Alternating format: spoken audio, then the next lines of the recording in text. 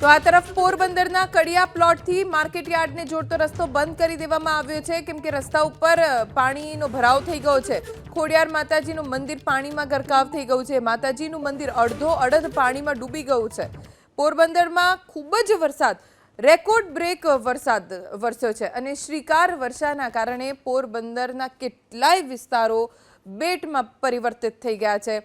રસ્તા ઉપર 3 થી 4 ફૂટ સુધીના પાણી ભરાઈ ગયા છે અને એટલે જ ગામના લોકો બહાર નીકળતા ગભરાઈ રહ્યા છે। ઉપરવાસમાં પણ વરસાદ ખૂબ વરસ્યો જેના કારણે ખાડીના પાણી આખા ગામમાં ફરી વળ્યા છે।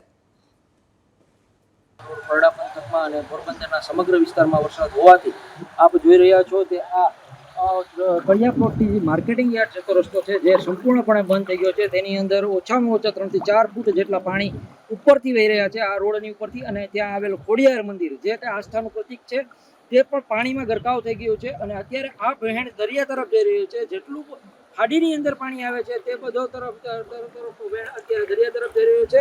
બંને સાઈડથી રસ્તાઓ બંધ કરી દેવામાં આવ્યા છે। કડિયા પ્લોટનો રસ્તો બંધ કરી દેવામાં આવ્યો છે, ત્યાંથી માર્કેટિંગ યાર્ડ જતો રસ્તો અને માર્કેટિંગ યાર્ડથી કડિયા પ્લોટ જતો રસ્તો બંધ કરી દેવામાં આવ્યો છે। આ એક નાનકડો કોઝવે જેવું છે જેની અંદર અત્યારે 3 થી 4 ફૂટ જેટલું પાણી ઓવરફ્લો થઈને જઈ રહ્યું છે જે દરિયાની અંદર પડી રહ્યું છે।